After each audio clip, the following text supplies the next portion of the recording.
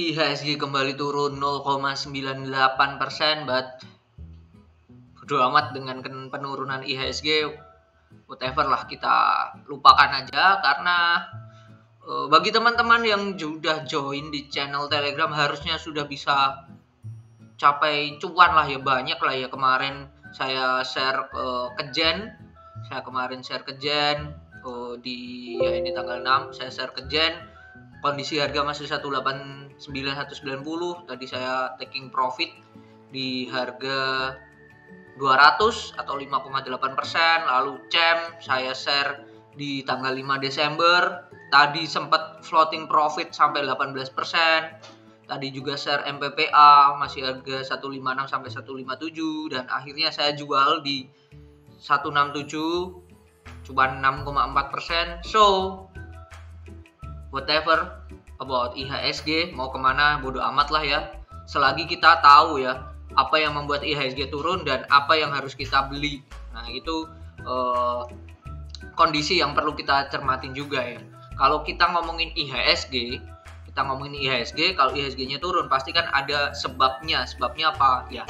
Mostly karena saham-saham penggerak dari IHSG itu turun gitu. Sesimpel itu aja. Jadi apa yang dilakukan? Ya udah hindari aja saham-saham penggerak IHSG.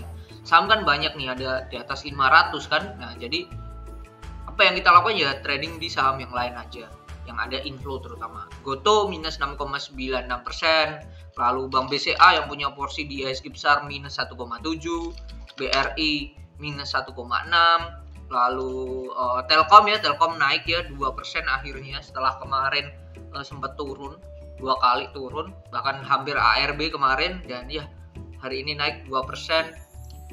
Maybe hanya sebatas dead cat bounce belaka ya kalau saya lihat ya, kemungkinan besar karena melihat Telkom juga kenaikannya tergantung dari harga hari ini. Kalau dia berhasil kuat di atas 3630 ya dia ada potensi buat nutup gap ini, adalah tuh. Tapi ya jangan berharap lebih lah ya, takutnya memang ada pengaruh IHSG dan lain-lain, karena volumenya kemarin gede banget nih, dan ini mostly volume jual ya, tekanan jual yang tinggi ya. Banyak yang kalang kabut, banyak yang takut karena Telkom ini ada invest di Goto dan mereka floating loss 3,5 triliun ya. Nah, sedangkan mereka tidak boleh cut loss ya, karena kalau cut loss mereka dianggap korupsi ya, karena menghilangkan uang negara itu. Nah, itu susahnya jadi manajer investasi terutama di perusahaan-perusahaan BUMN itu sih. Jadi tidak semudah mereka dapat duit banyak terus mereka bisa beli sesuka hati, tidak seperti itu. Ada mekanismenya dan ada aturannya lah yang berlaku gitu. Oke, Telkom ya udah kita lupakan, dan kita tadi share Bumi juga. Bumi seperti apa? Bumi aslinya tadi di pagi hari saya sudah membahas di daily, kalau dia kuat di atas 169 dia still good ya, 171 itu masih oke gitu. Tapi setelah ternyata saya turunkan time frame-nya menjadi 5 menit ya, ini akan menjadi hal yang menarik lagi. Karena ada cup and handle ya. Cup and handle kalau dia break di 175 ya dia potensi bisa ke 182. Stop loss-nya bisa ke 171. Ini tadi saya Bumi share ya, stop loss 171, harga di 174 175. Kasih tipis-tipis saja, enggak usah terlalu maruk lah ya. Itu satu Bumi. Terus apalagi kalau MPPA jalan, MLPL juga jalan. Ini kita bahas dulu MPPA. Why? Saya melakukan pembelian murni karena ini disupport. Nah ini disupport tadi dan dia mantul. Terus kalau kita turunkan time frame 3 menit memang ada volume yang besar ya, di awal market. Nah ini juga break volume 5 menit, ini dia break. Wait, ini aja lah ya yang putih. Nah dia break dari sini 162. That's why saya mengatakan di grup di channel itu selagi di atas 154 ini masih oke perusahaan ini. Nah ini ternyata 162 dia bisa tembus lagi ya, which is good. Nah 154 itu di sini. Bentar, ini saya zoom dulu. Nah, karena ini di sini ada inverted head and shoulder teman-teman. Ini ada inverted head and shoulder 157 break dengan target 151 157 berarti 6 ditambah 157 targetnya 163 udah achieve, udah capai. Nah ini di sini ada lagi ini bisa cup and handle boleh. Wait bentar, ini aja lah. Nah ini di sini ini bisa. Nah selagi dia di atas 162 lah bagus nih. 162 sampai ini tadi berarti 151. Jadi 11 ditambah 162 173. Itu masih bagus ya. Bisa target ke 173.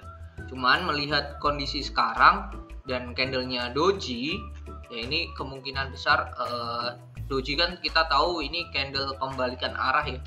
Dan ini kondisi RSI ini juga turun. Harga naik tapi RSI turun, bearish divergent. Nah, itu yang membuat saya taking profit dulu di 167. Nanti kita tunggu lagi, kalau turun 162 lah kita pick up lagi. Kalau enggak gimana? Ya udah berarti rezekinya di situ. Simple aja, kita trading itu jangan dibikin pusing. Kita harus bisa adaptasi dengan yang ada, plan-plannya. Kalau tidak sesuai plan ya apa yang kita lakukan, antara kita kejar atau lebih baik dilupakan gitu. Kalau saya lebih baik dilupakan, nanti akan dikasih waktu lagi kok buat ambil lagi gitu. Lalu selanjutnya MLPL seperti apa? MLPL pun juga sama, ini di support daily kemarin kan ya, candle 15 menit. Coba ini ada apa? Nah kalau candle 15 menit dia ini kan belum break, dia belum break dari sini, dari 122. Stop loss bisa di bawah sini di 118. Cuman sama ini volume ada doji, cuman dia RSI nya tidak seperti tadi, jadi ini lebih oke lah ya, lebih oke. Ini bisa ditunggu aja lah ya di 118. Pilihannya dia kalau tembus di 122. Nah, MLPL pilihannya adalah dia breakout dari 122, stop lossnya di 118. Nah ini bisa di adjust, bisa dipantau di watchlist, kok di adjust sih. Nah ini bisa ditaruh watchlistnya, target 132, belum ding, target ke segini ya, target ke 126, dan ya itulah target ke 126. Kalau masuk sekarang 121 126 berarti kan naik 5 poin, turun 3 poin, turun 4 poin, 1 banding 1. Lebih baik ditunggu dulu aja. Kalau saya prefer seperti itu MLPL. Targetnya jelas ya, 126 dan 136. Ini saya masukin watchlist saya pribadi. Nanti kalau bagus kita akan share di channel tuh. Lalu selanjutnya ada MTech. MTech setelah penurunan juga hari ini naiknya lumayan. Dia di closing tutup sesi 1,76, oke. Dan ini candle doji ya, kemarin ternyata di 1 jam pun ini ternyata ada bullish divergent. Ini ada penurunan tapi indikator RSI nya ini ada naik, divergent, ada perlawanan nih. Nah ini tinggal kita mau taruh di mana nih, Nah selagi MTech ini di atas ini baru oke nih. Di atas berapa ini angkanya? 2360 tuh berapa? Wait bentar, 2360 ini di harga high-nya sini ada di 1160. Nah tunggu dulu di angka 1160. Dia tunggu dulu di atas 1160 itu baru menarik untuk si MTech. Kalau bisa 1160 dia target bisa sampai ke 1260 gitu. Ini targetnya, tapi tunggu dulu dia di atas 1160. Ini saya hapus aja Fibonacci-nya. Nah itu baru bagus ya, di atas 1160. Oke. Itu sih kalau mau buy sekarang stop loss di 1135. Ini saya masukin, saya ganti warna merah. Nah, ini 11.35. Secara Catherine, kalau kita cek ada big player nggak? Ini saya juga belum ngecek ya MTech. MTech kita lihat seperti apa. Nah, ini masih didominasi oleh retail gitu. Takutnya ini hanya dead cat bounce atau kenaikan sementara. Nah, lebih baik kita tunggu aja, biarin aja. Kita tonton aja lah. Kalau dia tembus 1160 baru kita masuk gitu. Ini untuk MTech. Lalu selanjutnya dan yang terakhir adalah match. Match ini boleh kalau untuk masuk, cuman resikonya adalah sekarang lagi ARB. Candle daily. Ini adalah di dekat support ya. Supportnya ini ada di 202. Targetnya jelas ke ini, saya hapus dulu. Nah, kita hapus 202 boleh, 200 boleh. Nah, ini targetnya ke 236. Targetnya ke 23. Wait, saya turunkan time frame dulu biar lebih enak lihat cari resistennya. Nah, ini ada lagi resistennya di 220. Garis warna merah, hijau.